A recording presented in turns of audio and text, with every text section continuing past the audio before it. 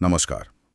आज हम 1919 से 1922 के उस दौर की गहराई में उतर रहे हैं जब भारत में दो बड़े आंदोलन, खिलाफत और असहयोग एक साथ चल रहे थे। जी। हमारे पास जो जानकारी है वो आधुनिक भारत के इतिहास के जो दस्तावेज हैं उनके विश्लेषण से ली गई है। हाँ। और हमारा मकसद है इन आंदोलनों के पीछे क्या कारण थे, उनके तरीके क्या थे और नतीजे क्या हुए, इसको बिल्कुल साफ तौर पर समझना। बिल्कुल। और ये देखना भी काफी दिलचस्प है कि कैसे दो अलग अलग मुद्दे एक साथ आए। और उन्होंने ब्रिटिश राज के खिलाफ एक, आप कह सकती हैं, साझा मोर्चा बनाया। खिलाफत का मुद्दा वो सीधे तौर पर भारतीय राजनीति से नहीं जुड़ा था, पर उसने यहाँ हिंदू मुस्लिम एकता के लिए एक बहुत अहम भूमिका निभाई। अच्छा। और असहयोग आंदोलन ने फिर उसे एक पूरे देश का मंच दे दिया। रास्ता दोनों ने चुना अहिंसक असहयोग का, यानी बिना हिंसा के हुकूमत का साथ न देना। बिल्कुल भाई। तो अगर शुरुआत करें, उस समय का माहौल कैसा था? पहला विश्व युद्ध खत्म हुआ था। हाँ, और देखिए, उम्मीदें बहुत थीं कि शायद कुछ नरमी बरतेगी सरकार, पर हुआ उल्टा। अच्छा। हाँ, रवैया और सख्त हो गया। 1919 का साल तो खास तौर पर बहुत मुश्किल था। एक तो महंगाई बढ़ गई थी जबरदस्त, भारतीय उद्योगों का उत्पादन घट गया था, ऊपर से टैक्स लगान, बोझ बढ़ता ही जा रहा था। तो आर्थिक तंगी ने सबको प्रभावित किया होगा, हर तबके को, और इसी वजह से ब्रिटिश विरोधी भावना और मजबूत होती गई। और इसी पृष्ठभूमि में फिर वो चीजें हुई जिन्होंने आग में घी डाला, जैसे रॉलेट एक्ट। बिल्कुल, वो एक्ट जो बिना मुकदमे के गिरफ्तारी की इजाजत देता था। फिर पंजाब में मार्शल लॉ लगा दिया गया, और उसके बाद जलियांवाला बाग का वो भयानक हत्याकांड। हाँ। उसने तो ब्रिटिश शासन का क्रूर चेहरा सबके सामने ला दिया। और जो जांच हुई, हंटर कमेटी, वो तो बस एक दिखावा साबित हुई। कोई ठोस कार्रवाई नहीं हुई। हद तो ये हो गई कि ब्रिटिश संसद का जो हाउस ऑफ लॉर्ड्स है, उन्होंने जनरल डायर के काम की तारीफ कर दी। और ब्रिटेन में आम लोगों ने उसके लिए चंदा भी इकट्ठा किया। सच में? ये तो यकीन करना मुश्किल है। जी। और जो मॉन्टेग्यू चेम्सफोर्ड सुधार आए थे, जिनसे थोड़ी स्वशासन की उम्मीद जगी थी, वो भी नाकाफी साबित हुए। भारतीयों की मांग पूरी नहीं हुई। तो एक तरफ ये सब चल रहा था और दूसरी तरफ खिलाफत का मुद्दा गरमा रहा था, तुर्की वाला। हाँ, बिल्कुल। पहले विश्व युद्ध में तुर्की अंग्रेजों के खिलाफ लड़ा था। युद्ध के बाद अंग्रेजों ने तुर्की के साथ जो सुलूक किया, उससे भारतीय मुसलमान बहुत नाराज हुए। क्यों? तुर्की के सुल्तान से यहाँ के मुसलमानों का क्या सीधा कनेक्शन था? देखिए, दुनिया भर के मुसलमान तुर्की के सुल्तान को अपना खलीफा मानते थे, एक तरह से आध्यात्मिक नेता। अच्छा, खलीफा। हाँ, तो जब युद्ध के बाद अंग्रेजों ने तुर्की को बांट दिया और खलीफा को लगभग सत्ता से बेदखल कर दिया, तो यहाँ भारत के मुसलमानों में बहुत गुस्सा था। उन्हें लगा ये उनके धर्म पर हमला है। समझ गया। तो इसी गुस्से से फिर खिलाफत आंदोलन शुरू हुआ। जी। 1919 की शुरुआत में जो अली बंधु थे, शौकत अली और मोहम्मद अली, हाँ, नाम सुना है, और मौलाना आजाद, अजमल खान, हसरत मोहानी जैसे बड़े नेता, इन सब ने मिलकर एक खिलाफत कमेटी बनाई। अच्छा, कमेटी की मांग क्या थी? उनकी मांग साफ थी कि भाई खलीफा का जो नियंत्रण है मुस्लिम पवित्र स्थानों पर, वो बना रहना चाहिए, और उन्हें एक सम्मानजनक क्षेत्र पर्याप्त इलाका दिया जाए ताकि वो अपनी भूमिका निभा सकें। तो शुरुआत कैसे की उन्होंने? याचिकाएं, मीटिंग्स? हाँ, शुरू में तो वही रास्ते अपनाए, मीटिंग करना, सरकार को ज्ञापन देना, अपील करना। लेकिन जब बात नहीं बनी तो फिर आवाज उठने लगी कि अब और सक्रिय कदम उठाने होंगे, जैसे ब्रिटिश सामान का बहिष्कार। और यहीं पर गांधी जी की भूमिका आती है। बिल्कुल। गांधी जी ने इस मुद्दे में एक बहुत बड़ा मौका देखा। उन्हें लगा कि ये हिंदू मुस्लिम एकता का सुनहरा अवसर है और इस मुद्दे के जरिए एक बड़ा, पूरे देश को साथ लेके चलने वाला असहयोग आंदोलन खड़ा किया जा सकता है। लेकिन कांग्रेस का क्या स्टैंड था? क्या वो एक धार्मिक मुद्दे पर आंदोलन करने को तैयार थे? देखिए, कांग्रेस के अंदर भी थोड़ी बहस थी। तिलक जैसे कुछ पुराने नेता थे, वो एक विशुद्ध धार्मिक मुद्दे पर राजनीतिक गठबंधन करने से हिचक रहे थे। लेकिन आखिरकार कांग्रेस ने इसका समर्थन करने का फैसला किया। क्यों? क्या कारण थे? कई कारण थे। एक तो, जैसा मैंने कहा, हिंदू मुस्लिम एकता का ये एक अभूतपूर्व मौका था जिसे कांग्रेस खोना नहीं चाहती थी। सही। दूसरा, लोगों का धीरे धीरे संवैधानिक तरीकों पिटिशंस और अपीलों से भरोसा उठ रहा था। लग रहा था कि इनसे कुछ हासिल नहीं होगा। हाँ, जलियांवाला बाग और रॉलेट एक्ट के बाद तो खासकर। बिल्कुल। और तीसरा, जनता में जो गुस्सा और बेचैनी थी उसे एक संगठित दिशा देने की जरूरत थी और खिलाफत के मुद्दे ने वो चिंगारी दे दी थी। फिर मुस्लिम लीग ने भी कांग्रेस का साथ देने का फैसला कर लिया। तो ये एक तरह से संयुक्त मोर्चा बन गया। हाँ बिल्कुल। फिर मई 1920 में सिवरेस की संधि हुई तुर्की के साथ। जी, और वो संधि तुर्की के लिए बहुत अपमानजनक थी। उसने तुर्की को लगभग पूरी तरह से तोड़ दिया, खलीफा की बची खुची इज्जत भी खत्म कर दी। तो इसके बाद तो आंदोलन तेज होना ही था। हाँ, इसके फौरन बाद अगस्त 1920 में खिलाफत कमेटी ने औपचारिक रूप से असहयोग आंदोलन शुरू करने का ऐलान कर दिया। और कांग्रेस ने कब अपनाया इसे? कांग्रेस ने पहले सितंबर 1920 में कलकत्ता में एक विशेष सत्र बुलाया। वहां बहस हुई और असहयोग के प्रस्ताव को मंजूरी दी गई। फिर दिसंबर 1920 में नागपुर में जो वार्षिक सत्र हुआ, वहां इस कार्यक्रम को और विस्तार से पास किया गया। कार्यक्रम क्या था? मतलब असहयोग में करना क्या था? कार्यक्रम बड़ा स्पष्ट और व्यापक था। पहला, सरकारी शिक्षण संस्थानों, स्कूल, कॉलेज का बहिष्कार। अच्छा, छात्र बाहर आ जाएं। हाँ। दूसरा, अदालतों का बहिष्कार, वकील अपनी प्रैक्टिस छोड़ दें। तीसरा, जो लेजिस्लेटिव काउंसिलें थी उनका बहिष्कार। चौथा, सबसे महत्वपूर्ण, विदेशी कपड़ों का बहिष्कार, उनकी होली जलाना और हाथ से कते बुने स्वदेशी यानी खादी का इस्तेमाल करना। खादी पर बहुत जोर था। बहुत जोर था। और साथ ही सरकार से मिली उपाधियां और सम्मान लौटाना। वाह, मतलब सरकार से हर तरह का संबंध तोड़ना। एक तरह से हाँ। और इसी नागपुर सत्र में कांग्रेस ने अपना लक्ष्य भी बदला। पहले लक्ष्य था संवैधानिक तरीकों से स्वशासन, अब उसे बदल कर दिया गया शांतिपूर्ण और जायज तरीकों से स्वराज हासिल करना। स्वराज, ये शब्द बहुत महत्वपूर्ण हो गया। बिल्कुल। और संगठन में भी बदलाव किए गए। पहली बार कांग्रेस वर्किंग कमेटी CWC बनाई गई ताकि रोजमर्रा के काम और फैसले लिए जा सकें। कांग्रेस को नीचे गांव स्तर तक ले जाने की कोशिश हुई। और गांधी जी का वो वादा, 1 साल में स्वराज। हाँ, गांधी जी ने ये एक बहुत बड़ा और कह सकते हैं साहसिक वादा किया था कि अगर लोग पूरी तरह से कार्यक्रम पर अमल करें तो 1 साल के भीतर स्वराज मिल जाएगा। इसने लोगों में जबरदस्त जोश भर दिया। और इसका असर दिखा? आंदोलन कैसे फैला? असर बिल्कुल दिखा। आंदोलन बहुत तेजी से फैला। गांधी जी और अली बंधुओं ने मिलकर पूरे देश का तूफानी दौरा किया, जगह जगह सभाएं की। हजारों की संख्या में छात्रों ने सरकारी स्कूल कॉलेज छोड़ दिए। और वो फिर कहाँ गए? वो काशी विद्यापीठ, गुजरात विद्यापीठ, बिहार विद्यापीठ, जामिया मिलिया इस्लामिया जैसे राष्ट्रीय संस्थानों में शामिल हो गए, जो इसी दौरान स्थापित हुए। अच्छा, वैकल्पिक व्यवस्था भी की गई। जी। और वकीलों का योगदान भी देखिए।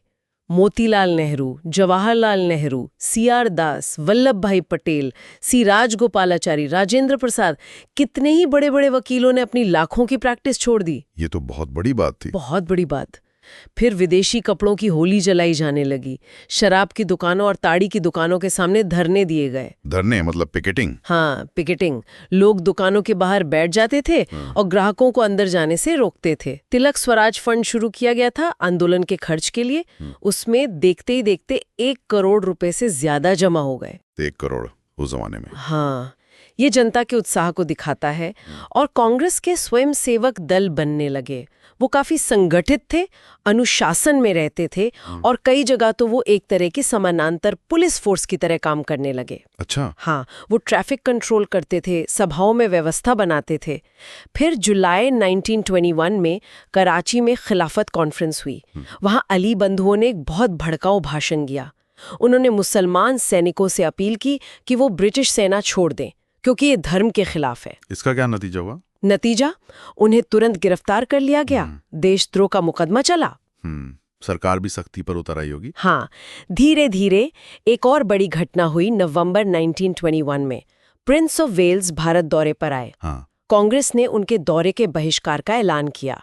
जिस दिन वो बॉम्बे उतरे, पूरे शहर में हड़ताल थी, सड़कों पर सन्नाटा था और देश के दूसरे हिस्सों में भी जबरदस्त हड़तालें और प्रदर्शन हुए उनके स्वागत में। तो मतलब आंदोलन अपने चरम पर पहुंच रहा था 1921 के अंत तक। क्या ये सिर्फ शहरों तक सीमित था? नहीं, ये इसकी खास बात थी। भागीदारी बहुत व्यापक थी। शहरों में मध्य वर्ग ने शुरू में नेतृत्व संभाला, छात्र, वकील, शिक्षक। हालांकि बाद में जब आंदोलन लंबा खींचा और सरकारी दमन बढ़ा तो उनमें से कुछ थोड़े हिचकिचाए भी। अच्छा। और व्यापारी वर्ग का मिला जुला रोग था। स्वदेशी आंदोलन से उन्हें फायदा दिख रहा था क्योंकि विदेशी माल का आयात घट गया था। हाँ, उनके अपने माल की बिक्री बढ़ी होगी। बिल्कुल। लेकिन वो लगातार होने वाली हड़तालों और मजदूर अशांति से डरते भी थे। उन्हें स्थिरता चाहिए थी। और किसान, गांव के लोग? किसानों की भागीदारी जबरदस्त थी, खासकर अवध, यूपी, बिहार, बंगाल, आंध्र में। उनके लिए ये सिर्फ ब्रिटिश राज के खिलाफ लड़ाई नहीं थी, ये जमींदारों, साहूकारों के शोषण के खिलाफ अपनी भड़ास निकालने का भी मौका था। उन्होंने लगान देना बंद करने की कोशिश की कई जगह। तो उनके अपने स्थानीय मुद्दे भी जुड़ गए थे इससे? बिल्कुल। छात्र तो जैसा मैंने कहा बहुत सक्रिय थे, स्वयं सेवक के तौर पर बहिष्कार में, प्रचार में। और महिलाएं, उनकी क्या भूमिका रही? महिलाओं की भागीदारी भी अभूतपूर्व थी। ये शायद पहली बार था कि इतनी बड़ी संख्या में महिलाएं घर की चार दीवारी से बाहर निकलीं। उन्होंने पर्दा त्यागा, तिलक स्वराज फंड के लिए अपने कीमती गहने दान कर दिए। सच में? हाँ, और वो शराब की दुकानों पर धरने देने में भी पुरुषों के साथ शामिल हुईं। ये एक बहुत बड़ा सामाजिक बदलाव भी था। और हिंदू मुस्लिम एकता, जिसकी बात हमने शुरू में की थी, वो इस आंदोलन की एक बहुत बड़ी, शायद सबसे बड़ी उपलब्धि थी। कम से कम उस दौर में मस्जिदों से हिंदू नेताओं के भाषण हुए, मंदिरों से मुस्लिम नेता बोले।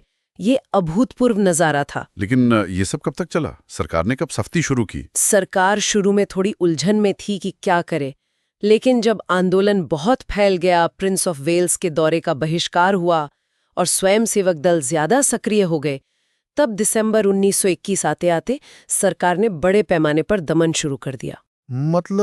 मतलब स्वयंसेवक दलों को गैरकानूनी घोषित कर दिया गया, सभाओं पर पाबंदी लगा दी गई, प्रेस पर सेंसरशिप लगा दी गई और हजारों लोगों को, जिसमें लगभग सभी बड़े नेता शामिल थे, गांधी जी को छोड़कर गिरफ्तार कर लिया गया। तो आंदोलन दबाव में आ गया? हाँ, दबाव बढ़ रहा था।